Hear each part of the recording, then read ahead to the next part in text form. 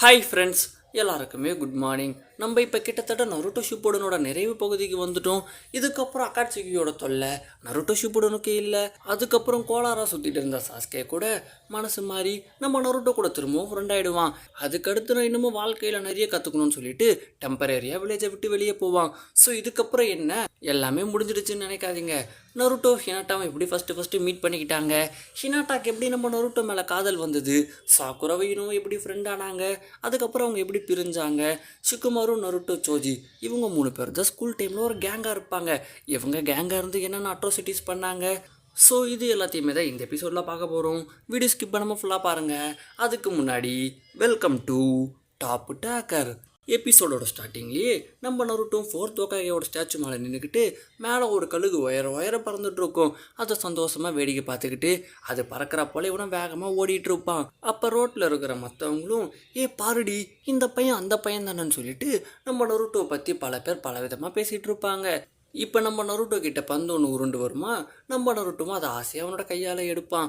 இப்போ அந்த பந்தை போட்ட பொண்ணோட அப்பாவும் உங்ககிட்ட நான் எத்தனை முறை சொல்லியிருக்கேன், இந்த பையன் கூடலாம் விளையாடக்கூடாது, இந்த பையன் எப்போ என்ன பண்ணுவான்ட்டு யாருக்குமே தெரியாதுன்னு சொல்லிட்டு இவர் ஒரு மாதிரி பேசுவார். நம்ம நருட்டோட மனசு உடஞ்சி போயிடும். அந்த பந்தை கீழே போட்டுட்டு அங்கேருந்து வேகமாக கிளம்பிடுவான். இப்போ அப்படியே ராமன் கடைக்கிட்ட வரைக்கும் போயிட்டு அப்படியே நின்றுடுவான். இப்போ கடைக்குள்ளே 2 பேர் உக்காந்துக்கிட்டு வகை வகையாக வாங்கி சாப்பிட்டுட்டு இருப்பாங்க. இதை பார்த்த நம்ம நருட்டோக்கும் வயிறு பயங்கரமாக பசிக்கும். உடனே அவன் பேக்கெட்லேருந்து இருக்கிற மொத்த காசையுமே வெளியெடுப்பான். ஆனால் அது ராமன் வாங்குறதுக்கு போதுமான அளவு இருக்காது. உடனே அந்த இடத்த விட்டு வேகமாக ஓடிடுவான். இதை பார்த்த சாஸ்கேவும் யாரா இந்த பையன் லூசு மாதிரி ஓடிட்டு இருக்கான்ட்டு ஒரு மாதிரி பார்த்துட்டு இருப்பான். இப்போ சுற்றி இருக்கிறவங்களும் நருட்டோ ஓடி போனதை பார்த்துட்டு நீ அந்த பையனை பார்த்தியா, இந்த பையனால தான் 4th ஹோகாகேவே செத்து போனாரான்னு சொல்லிட்டு எல்லாருமே நருட்டோ பற்றி ஒரு மாதிரி பேசிகிட்டு இருப்பாங்க. இப்போ நம்ம நருட்டோக்கு யாருமே கிடையாது. இருந்தாலும் நான் வீட்டுக்கு வந்துட்டேன்ட்டு கதவை தட்டிட்டு பசியோட பெட்டில் போய் படுத்துக்கிட்டு அவனுக்குன்ட்டு யாருமே இல்லாததை நினச்சோம், எல்லாருமே அவனை வெறுக்கிறத நினச்சோம் அப்படியே கண்ணீர் விட்டு அழுவான். பார்க்குறதுக்கு ரொம்ப கஷ்டமாக இருக்கும். இப்போ அப்படியே இந்த சீன் கட் ஆகுது. அடுத்த சீனில் நம்ம நருட்டோவும் காட்டுக்கு போயிட்டு பயங்கரமாக ட்ரைனிங் எடுப்பான். அப்போ எதாச்சும் ஏகப்பட்ட மஷ்ரூமை கண்டுபிடிப்பான், எல்லாத்தையுமே எடுத்து வச்சுப்பான். நருட்டோக்கு செம சந்தோஷம். அதுக்கப்புறம் தூண்டியில் போட்டு மீன் பிடிக்க ஆரம்பிப்பான். அவன் நல்ல நேரம் அவனுக்கு ஏகப்பட்ட மீன் சிக்கும். அடுத்த என்ன நெருப்பை மூட்டி அந்த மீனை சுட்டு அப்படியே சாப்பிட ஆரம்பிப்பான். இந்த டைமில் வயசான ஒருத்தர் வந்து அங்கே உக்காருவார். ஆனால் நம்ம தேடு உக்காகே. ஆனால் நருட்டோக்கு இவர் யாருன்னு தெரியாது. நம்ம நருட்டோவும் தாத்தா நீங்கள் யார் இங்கே என்ன பண்ணுறீங்கன்னு கேட்பான். உடனே அவரும் நான் யாருன்றது இருக்கட்டும், இந்த பக்கமாக போயிட்டு இருந்தேன் அப்படி இங்கே வந்துட்டேன்ட்டு சொல்லிட்டு இருக்கும் போதே அவரோட வயிறு பயங்கரமாக சத்தம் போடுமா. நம்ம நருட்டோவும் சிரிச்சுக்கிட்டே தாத்தா நீங்கள் பசியாக இருப்பீங்க, இந்தாங்க மீன், இதை நீங்கள் சாப்பிடுங்கன்னுவா. ஆஹா என்ன மனுஷன். அடுத்து நம்ம நருட்டோவும் தேடோக்காகவும் ஒன்றா உட்காந்து சாப்பிட்டுட்டு இருப்பாங்க. இப்போ தேடோக்காகவும் ஒரு கதையை சொல்லுவார். இந்த உலகம் இருக்கே அது ரொம்ப பெருசு, ஆனால் மனுஷங்க ரொம்ப சின்னது. ஆனால் ஒரு மனுஷன் பண்ணுற நல்ல செயல் இந்த உலகத்தை விடவும் ரொம்ப பெருசாக பேசப்படும்னு சொல்லிட்டு திருக்குறளுக்கு விளக்கம் கொடுக்குற மாதிரி ஒரு கதையை சொல்லுவார். நம்ம நருட்டோவும் இது எல்லாத்தையுமே கேட்டுட்டு நீங்கள் சொல்கிறதும் கரெக்டு தான் சொல்லிட்டு இதே மாதிரி இவங்க வெடிய கதை பேசிகிட்டு இருப்பாங்க.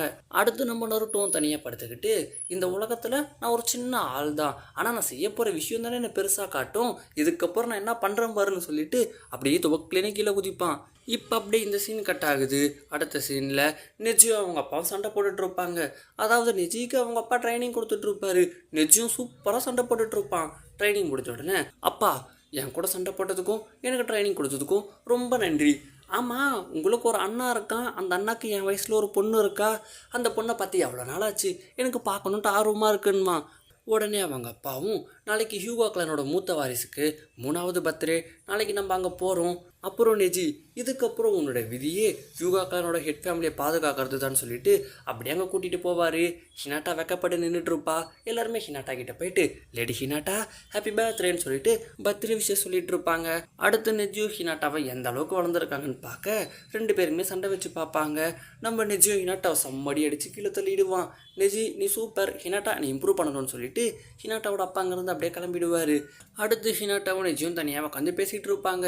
அப்போ ஹினாட்டாவும் அண்ணா எனக்கு இந்த டைஜூட்சு பேட்டில் சுத்தமாக பிடிக்கல, எனக்குள்ளே எந்த திறமையுமே கிடையாது, நியாயமாக நீ இருக்க வேண்டிய இடத்துல நான் இருக்கணும், நான் இருக்க வேண்டிய இடத்துல தான் நீ இருக்கணும், நீ எவ்வளோ ஸ்ட்ராங் தெரியுமான்னு வா, உடனே நெஜியும் எதுக்கு இப்படியெல்லாம் பேசிகிட்டு இருக்க, கவலைப்படாத, நான் உன்னையுமே ஸ்ட்ராங்காக மாற்றுவேன், எப்போவுமே நான் உனக்காக இருப்பேன், என் உயிரை கொடுத்தாச்சு நான் உன்னை காப்பாற்றுவேன்னு சொல்லிட்டு பயங்கரமாக பேசுவான்.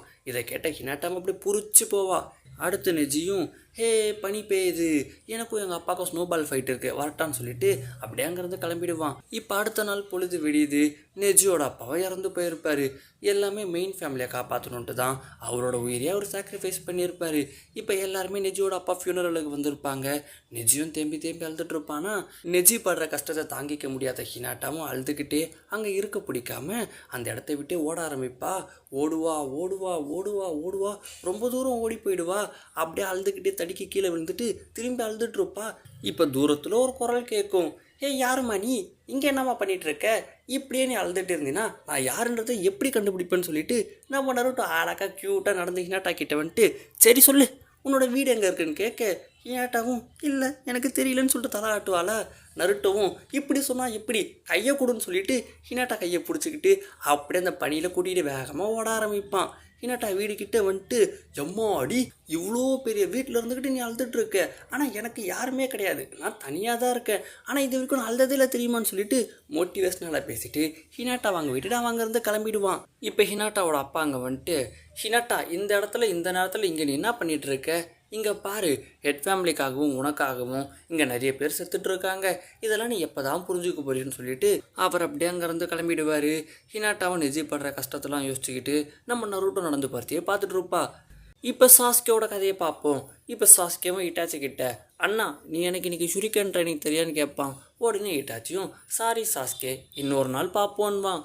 உடனே சாஸ்கேவும் இன்னொரு நாள் அந்த நாள் எப்போ தான் வரும், எனக்கு தெரியும் உனக்கு என்ன பிடிக்காது தானேன்வான். உடனே இட்டாச்சும் சிரிச்சுக்கிட்டு சாஸ்கேவை கிட்ட கூப்பிட்டு அவன் மண்டையில் செல்லாமல் ஒரு தட்டு தட்டிட்டு சாரிடா சாஸ்கே, அடுத்த முறை அம்மாவும் அப்பாவும் எங்கேயாச்சும் வெளியே போட்டோம் அப்போ நான் உனக்கு சொல்லித்தரேன்வான். அடுத்து இவங்க எல்லாருமே உட்காந்து சாப்பிட்டுட்டு இருப்பாங்க. இப்போ சாஸ்கேவும் டேடி நீங்களும் அம்மாவும் எங்கேயோ வெளியே போக போகிறீங்கன்ற மாதிரி இட்டாச்சி சொன்னானேன்னு கேட்க, உடனே அவங்க அப்பாவும் ஆமாம்ப்பா உங்கள் அம்மா வீட்டு சொந்தக்காரங்களாம் பார்க்க போகிறான்னு. உடனே சாஸ்கேவும் சூப்பர், நீங்கள் போயிட்டதுக்கப்புறம் இட்டாச்சி எனக்கு ட்ரைனிங் தரான்னான்வா. உடனே அவங்க அம்மாவும் இட்டாச்சி ட்ரைனிங் தரேன்னு சொன்னானா, அதிசயமாக இருக்கேன்னு சொல்லிட்டு அவங்களாலே நம்ப முடியாது. அடுத்து இவங்க அம்மா அப்பா 2 பேருமே வெளியே போயிடுவாங்க. இட்டாச்சும் சொன்ன மாதிரி ஷூரிக்கன் ட்ரைனிங் கொடுப்பான். ஃபஸ்ட்டு ஒரு ஷூரிக்கனை தூக்கி டார்கெட் கிட்டே எரிஞ்சிட்டு இதே மாதிரியே எரிடா சாஸ்கேன்னு சொல்ல சாஸ்கேவும் அதே மாதிரியே எரிவான். இதை பார்த்த இட்டாச்சியும் சூப்பர்டா சாஸ்கே நீ நல்லாவே இம்ப்ரூவ் ஆயிருக்க, இங்கிட்டு சூடுன்னு சொல்லிட்டு இப்போ ஏகப்பட்ட ஷூரிக்கன் எடுத்து தாறுமாறாக தூக்கி எறிவான். ஆனால் அது எல்லாமே கரெக்டாக டார்கெட்டில் போய் பக்காவாக சொருகிக்கும். இதை பார்த்த சாஸ்கேவும் எப்படிரா நீ இப்படியெல்லாம் பண்ணுறேன்னு கேட்பான். இட்டாச்சியும் கவலைப்படாத இது எல்லாத்தையுமே நீயுமே சீக்கிரமாக கற்றுப்பேன்னு சொல்லிட்டு இவங்களும் ஒன்றா வீட்டுக்கு போயிட்டு உட்காந்து பேசிகிட்டு இருப்பாங்க. அப்போ இட்டாச்சி கேட்பான் சாஸ்கே உனக்கு நம்ம கிளான் சிம்பிளை பற்றி தெரியுமான்ட்டு.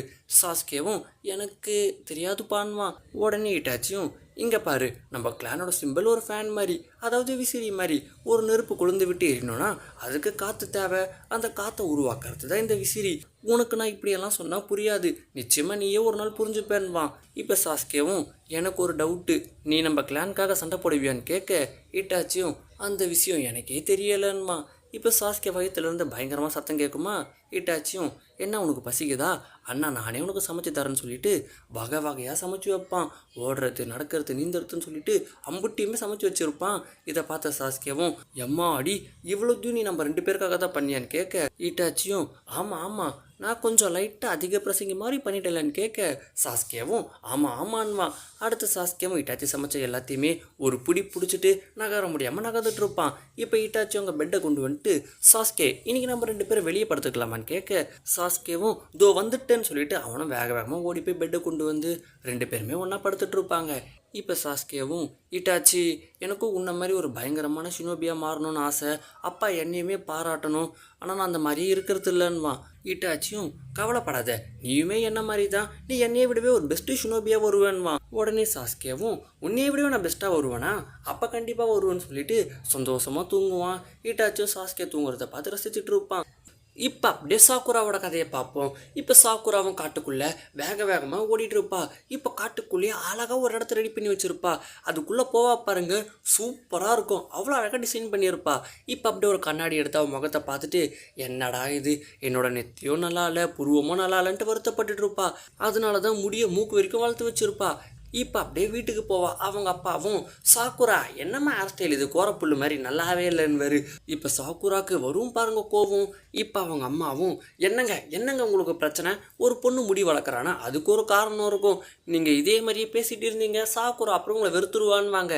இப்போ இந்த சீன் கட் ஆகுது. அடுத்து சாக்குரா திரும்பி காட்டுக்கு போயிட்டு அழகழகான பூவெல்லாம் பறிச்சிட்டு இருப்பா.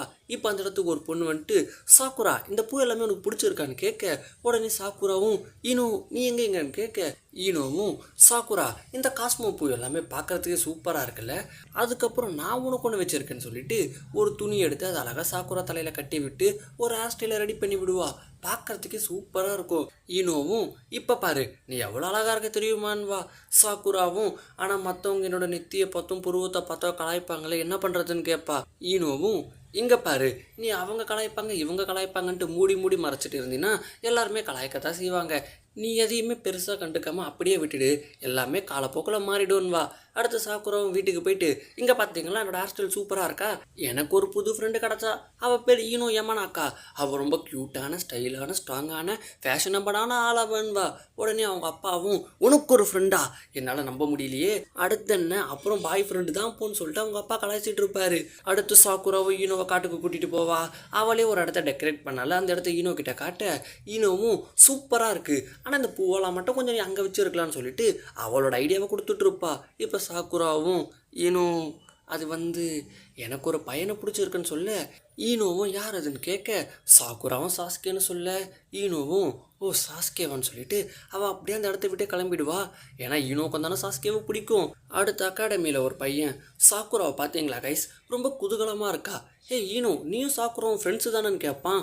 உடனே ஈனோவும் நாங்கள் ஃப்ரெண்ட்ஸா இல்லவே இல்லைன்றுவா. அடுத்து இப்போ சாக்குராவும் நேராக சாஸ்கே கிட்டே போயிட்டு ஏ சாஸ்கே எனக்கு ஒன்று பிடிச்சின்வா. உடனே சாஸ்கேவும் முதல்ல நீ யாருன்னு எனக்கு தெரியாது வழியே விடுன்வா. சாக்குரா அவ்வளோதான் அலறிக்கிட்டு ஓடுவா. இதை பார்த்து நம்ம நருட்டோவும் எதுக்கு இந்த புள்ள இப்படி கதறிட்டு ஓடுதுன்னு சொல்லிட்டு இவனும் பின்னாடியே ஓடுவான். சாக்குரா காட்டுக்கு போயிட்டு பயங்கர வெறியில் அங்கே இருக்கிற மரத்தெல்லாம் பேக் டு பேக் குத்திட்டு இருப்பா. அதை நம்ம நருட்டோ வேடிக்கை பார்த்துட்டு இருக்கு. நம்ம நருட்டோ மூஞ்சிலையும் ஒரு குத்திட்டு அவள் கோவத்தெல்லாம் அந்த மரத்து மேலே காட்டிகிட்டு இருப்பா. இப்போ காராவோட கதையை பார்ப்போம். காராவோட கனவுலையும் அவங்க அம்மா வருவாங்க. பையனும் அம்மானு ஏக்கத்தில் கண் முழிச்சு பார்ப்பான். ஆனால் அவங்க அம்மா அங்கே இருக்க மாட்டாங்க. இப்போ அடுத்த நாள் பொழுது வெடியும். காரா காங்குரு டிமாரி 3 பேருமே மண்ணில் உட்காந்து விளையாடிட்டு இருப்பாங்க.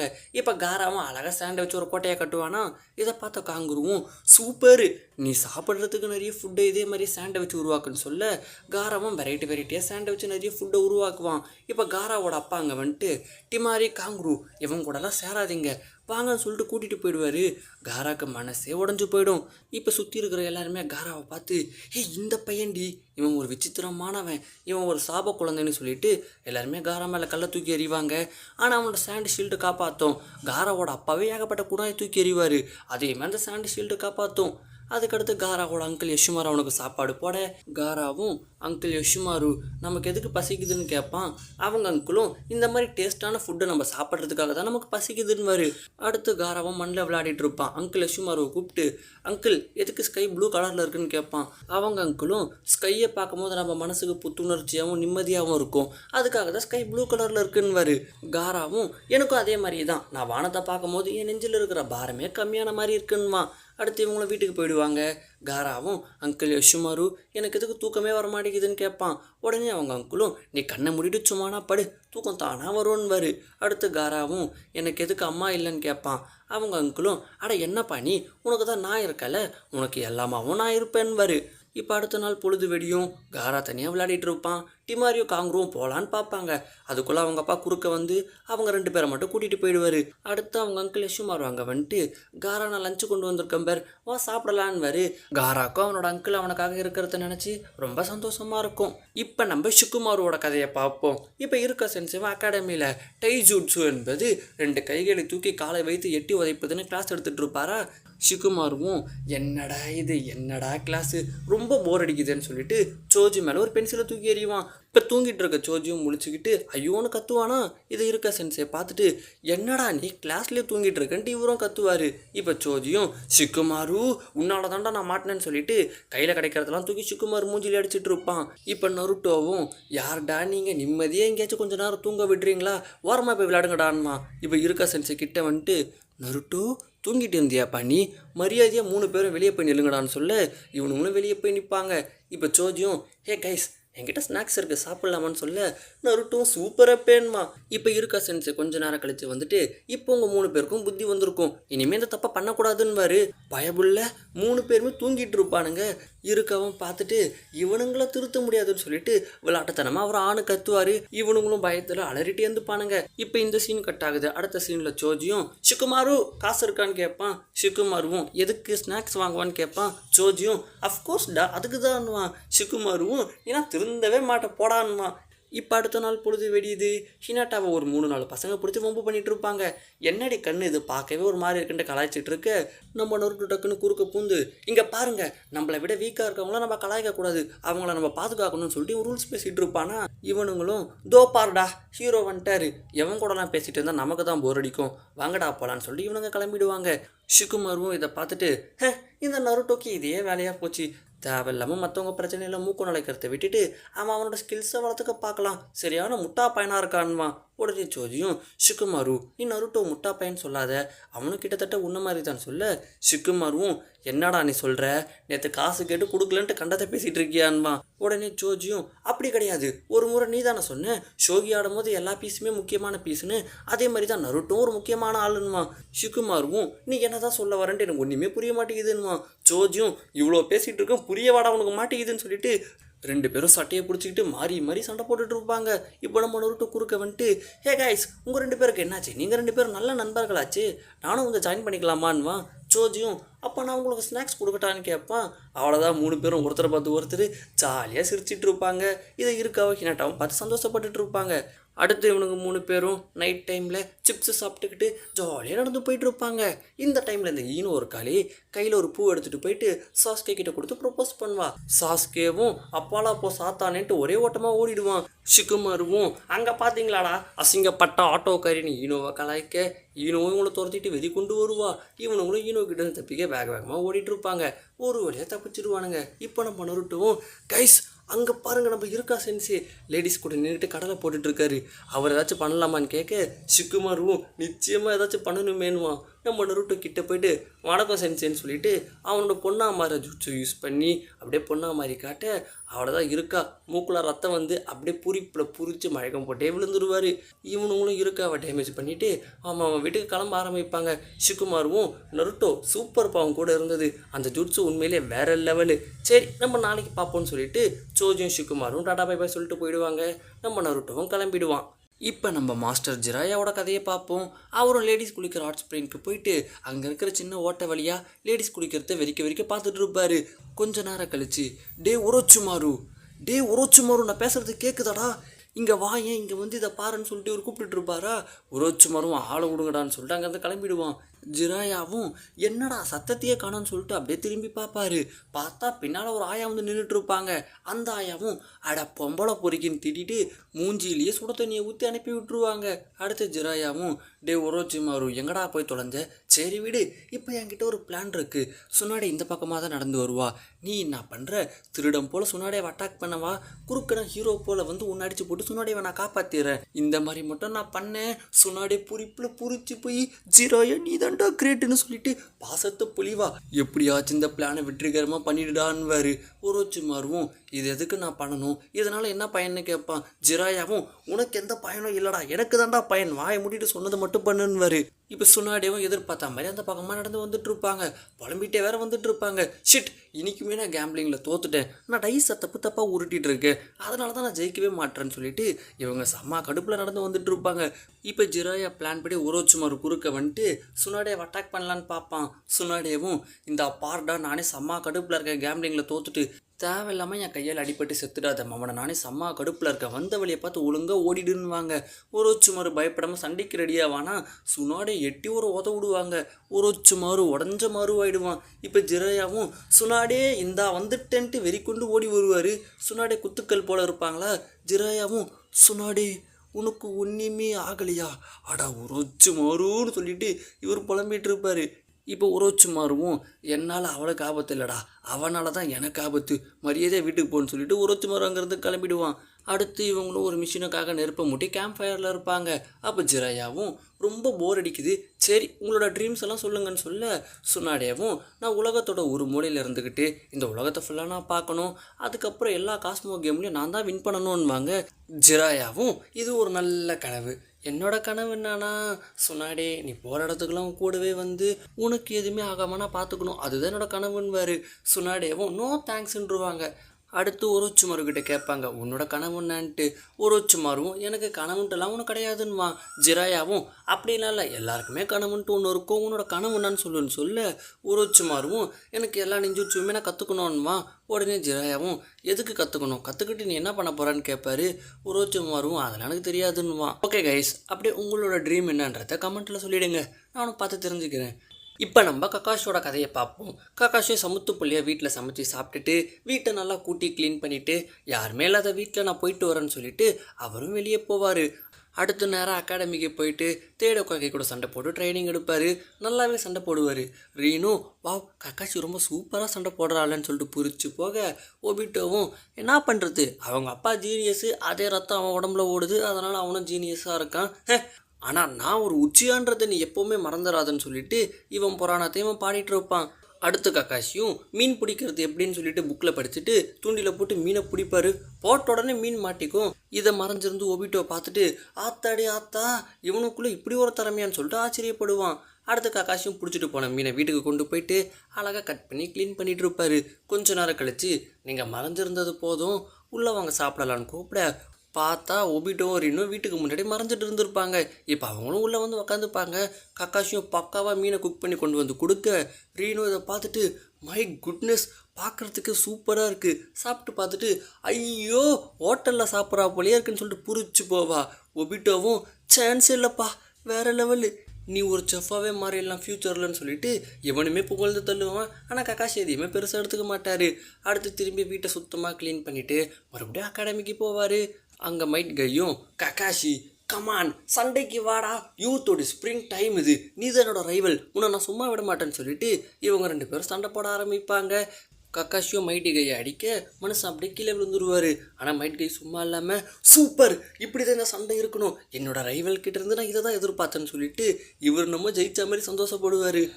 அடுத்து கக்காஷி அவங்க அப்பாவோட கல்லறைக்கு போயிட்டு பூவெல்லாம் வச்சு ப்ரே பண்ணிவிட்டு டேடி இப்போ எனக்குமே நிறைய ஃப்ரெண்ட்ஸ் இருக்காங்க, ஆனால் நீங்கள் உங்கள் ஃப்ரெண்ட்ஸை காப்பாற்றுறதுக்காக ரூல்ஸை பிரேக் பண்ணிங்க, நிச்சயமாக நீங்கள் பண்ண தப்பாக நான் பண்ண மாட்டேன், கண்டிப்பாக நான் ரூல்ஸை ஃபாலோ பண்ணுவேன்னு சொல்லிட்டு அப்படியே அங்கேருந்து அகாடமிக்கு போவார். அங்கே மைட் கையும் Kakashi come on my dear rival மறுபடியும் சண்டைக்கு வாடான்னு கூப்பிட கக்காஷியும் டே அன்னைக்கு அடித்த காயமே இன்னமும் போல, எதுக்கடா திரும்ப சண்டைக்கு கூப்பிட்றேன்னு கேட்க அன்னைக்கு இருந்த நான் வேற இன்னைக்கு இருக்கிற நான் வேற, நீ வந்து தான் ஆகணும்னு சொல்லிட்டு திரும்பி இவங்க ரெண்டு பேரும் சண்டை போடுவாங்க. ரீனும் ஒபிட்டோவும் கக்காஷி அவனை விடாத அவனை அடி எப்படியா தடின்னு சொல்லிட்டு கக்காஷிக்கு சப்போர்ட் பண்ணி பேசிகிட்டு இருப்பாங்க. இதோட இந்த எபிசோட் முடியுது கைஸ். உங்களுக்கு எந்த கேரக்டரோட சைல்ட்ஹுட் ரொம்ப பிடிச்சிருந்ததோ மறக்காமல் அதை கமெண்ட்டில் சொல்லுங்கள். ஓகே, இந்த வீடியோ பிடிச்சா லைக் பண்ணுங்கள், உங்கள் ஃப்ரெண்ட்ஸுக்கெல்லாம் ஷேர் பண்ணுங்கள், மறக்காமல் நம்ம சேனலையும் சப்ஸ்கிரைப் பண்ணிக்கோங்க. Tata bye bye.